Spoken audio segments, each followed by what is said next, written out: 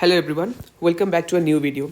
So today we will be discussing a very important topic, that is Asthi. We will be comparing it with the osteology in Ayurveda. So without any delay, let's start. Firstly, starting with the Nirukti. So it has been mentioned as Asyate kshipyate iti asti. Now what does it mean?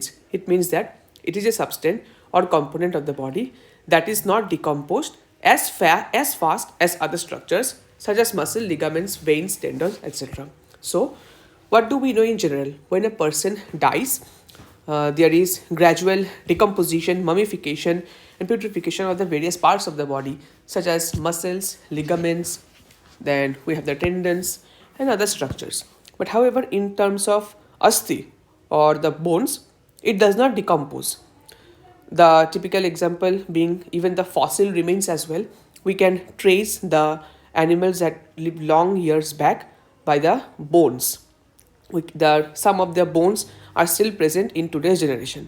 So that is what it's meant by snirukti, that it is a substance or compound that is not decomposed as fast as the other structure. It takes a very long time to decompose, or it is very hard to decompose. Next,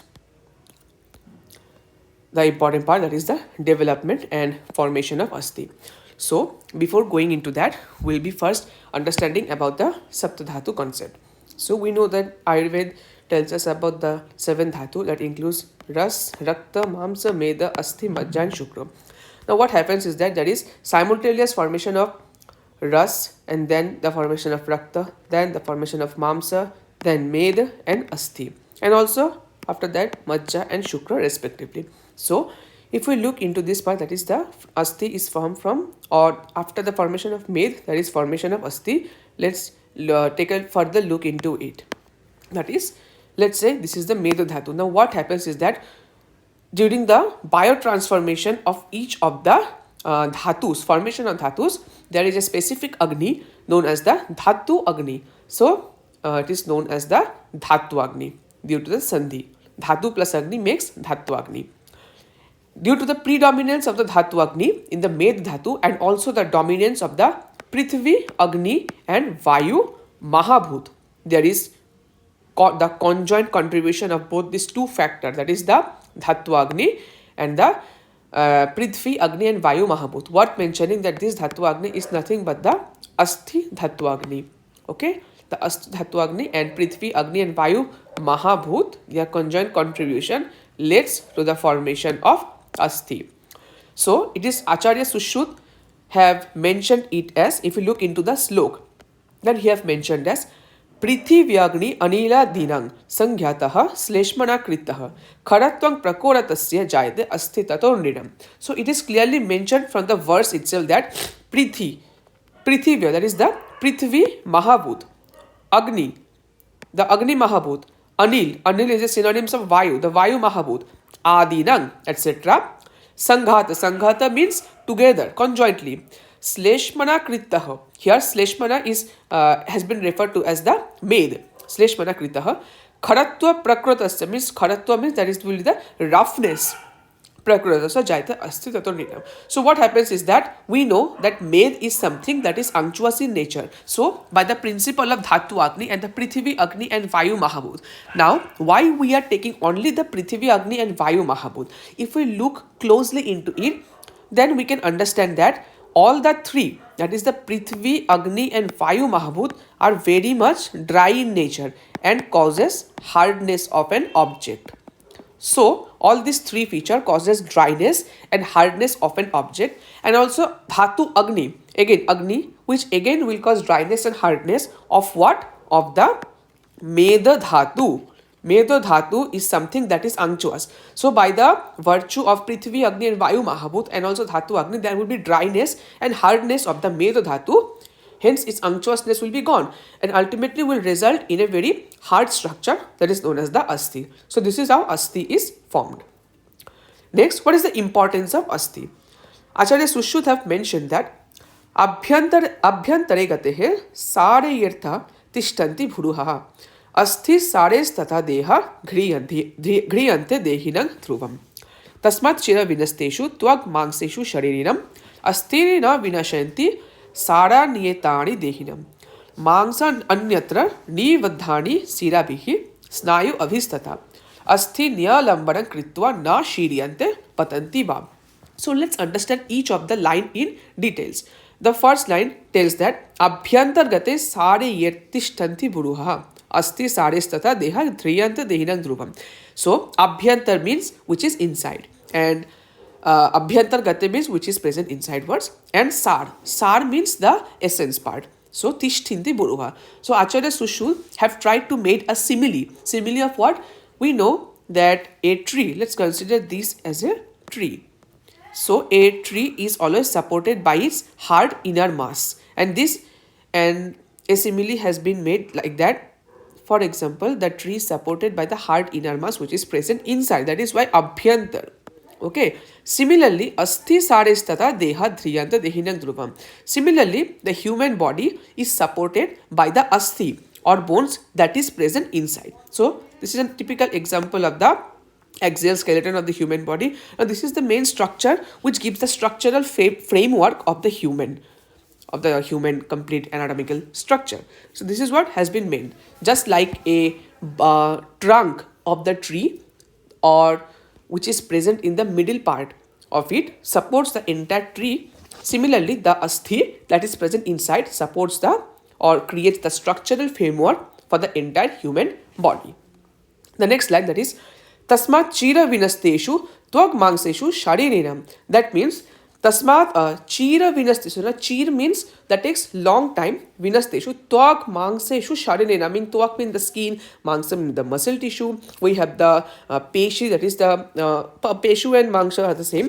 Sharirinam means just like tvag, mangsa and adi, that is the vein, ligament, etc. decomposes very fast. However, asthini na vinashanti. The asthi dhatu does not decompose as fast as tvak, mangsa and adi. So this is what has been meant. And if we look into the next line, that is mangsa anyatra nibaddhani siravihi snayu vistata asti nyalambanam kritva na shiryante patanti va. So it is nothing but we know that in the bone there are various muscle origin, there are insertion, and also there is presence of ligaments, tendons, any kind of blood vessels in it.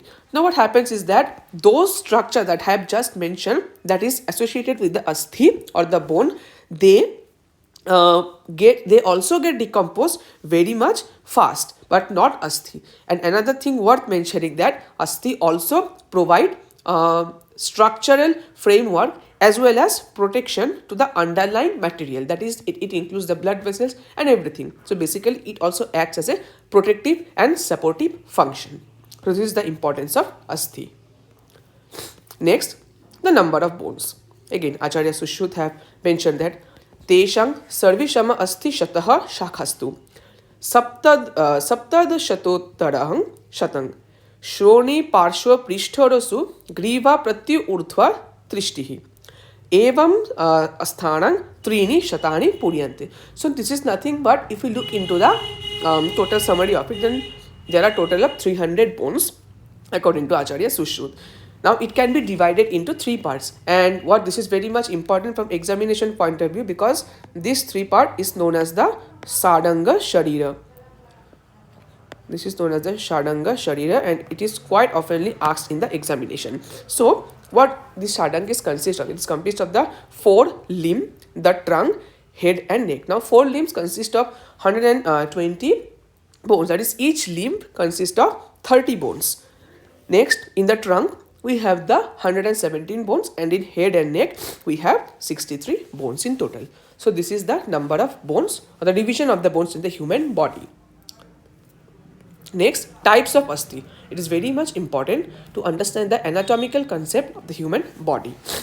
So Acharya Sushruta have mentioned as etana pancha vidani bhavanti tada kapala ruchaka taruna valaya anala ka sangyani tesham janu nitambha sa ganda talu shankha shirasu kapalani dashanastu ruchakani ghrana karna griva akshikosheshu tarunani parshva prishthoru su valayani sheshani nalaka sangyani.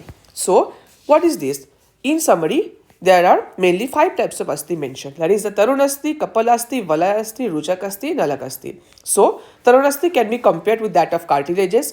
Kapalasthi can be compared as flat bones. Valayasthi can be compared as curved bones. Ruchakasthi are the teeth and Nalakasthi are the long bones. So, if we look closely into it, then Acharya have mentioned that if we look into the second line of the slok, then Teshang Janu Nitamva Sa Ganda Talu Shankha Shirasu Kapalani, mean these are the Kapal bones. Now, what is Janu? So, Janu can be, Janu is nothing but the patella. Next, we have the Nitamba. Nitamba can be considered as that of the hip bone. Next, and Ganda. So, Ganda can be compared with that of hyoid bone. Next, Talu. Now, it is a little controversy because it is quite often compared with the soft palate. Next, we have the Shankha. That means we can tell such as the Shankha bone, that bones that is quite present in the skull, but not the skull completely. Okay, so these are the Kapal Asthi, that is the flat bones. Next, Dashanastu, Ruchakani. Dash, it means it is saying that the one, Ruchakasthi are the one by the help of which we can bite. So, teeth are the one by which we bite, so it is known as a Ruchakasthi. Next, Ghrana, Karna, Griva, Akshiko, Sheshu, Tarunani. So, Tarunani, just I have mentioned that it can be compared with that of cartilage. So, the cartilage that is present in Ghran, that is the nose, then Karna, that is the ear.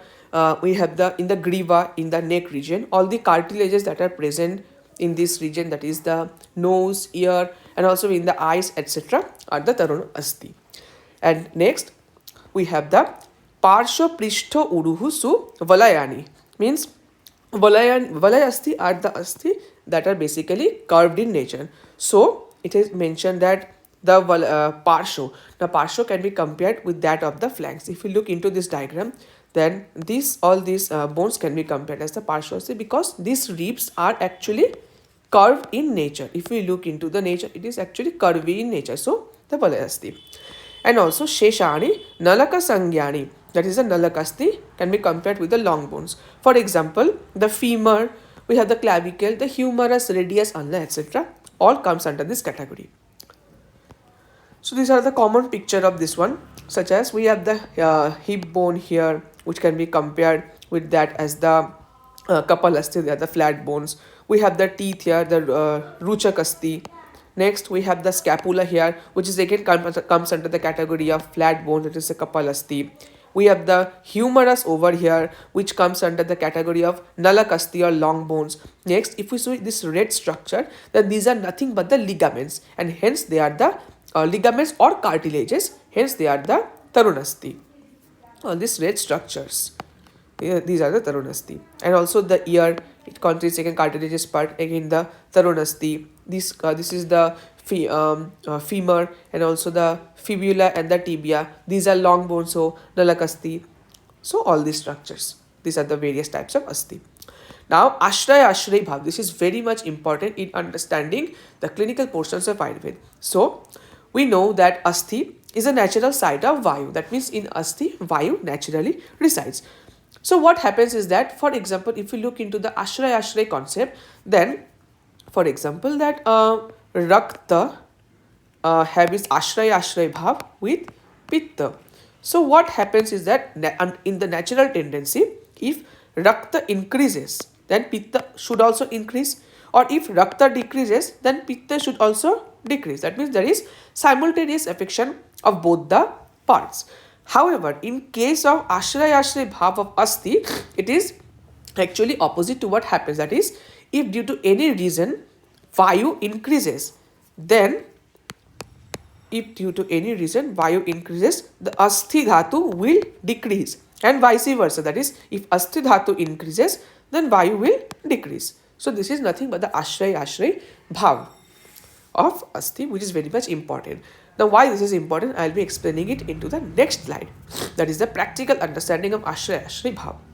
Now, when you will be reaching the final year, you will be studying various diseases, and among those of them, Diseases such as Sandhigata Vat can be compared with that of osteoarthritis, then Vata Kanta can be compared with calcaneal spur, etc. are very much important. Why? Let's see. Let's zoom into this first structure. So this is a normal bone, and we know that bone are a structure that is porous in nature, and this porosity is actually contributed by the action or by the virtue of Vat dosh. This porosity is present due to the presence of Vat dosh in it. Now, what if we look into the pathological changes of it? That is, any pathology means any kind of abnormal condition. It is a normal bone which contains normal pores. But however, in case of a condition known as the osteoporosis, porosis means increase of the size of the pores. The size of the pores actually increases. Now, in this, what happens is that if the size of the pores are increasing, then the total surface area of the bone is decreasing, and this is what is mentioned in the Ashray Bhav. That is, if there is increase of Vayu, then the Asthi Dhatu decreases. So in this condition, what happens is that due to the increase of Vat dosh, the pores are increasing, and also the Asthi Dhatu is decreasing. Next, another condition known as the calcaneal spur, or the formation of bone spur or osteophyte. Now spur means any bone growth. What happens is that this bone is known as the calcaneus bone, that is present in the feet. Now what happens is that if we closely look into the structure, there is a sharp spike-like projection in the calcaneus bone, which results into tremendous pain. And in this, in this region, what's happening is that since the bone is increasing, Asthi Dhatu is increasing, so there is decrease of the Vat dosh as well. And here there is tremendous pain due to the accumulation of the Vat in a particular side. And also, if we look into this picture, this is a typical case of the osteoarthritis, can be compared with the Sandhigata Vat. If we look into this, then normally what happens is that the bone surface is smooth, but however in these cases there is the ridging and irregular margin of the bone surface. Now why this happened? Again simple, due to the increase of the Vat, the Asthi Dhatu decreases, and due to the Asthi Dhatu decreases, there is corrosion or the erosion of the Asthi Dhatu, thereby resulting into irregular margin of the bones. So what happens due to this, there will be tremendous pain and crepitations or movement of the knee joint. So thus this is the practical understanding of the Ashray Bhav of the Vayu and the Asthi Dhatu. So if you have, with this we come to the end of today's video. If you have any doubt regarding this topic, do let me know down in the comment section below. And if you like this video, do hit the thumbs up button and subscribe for more such content. Thank you.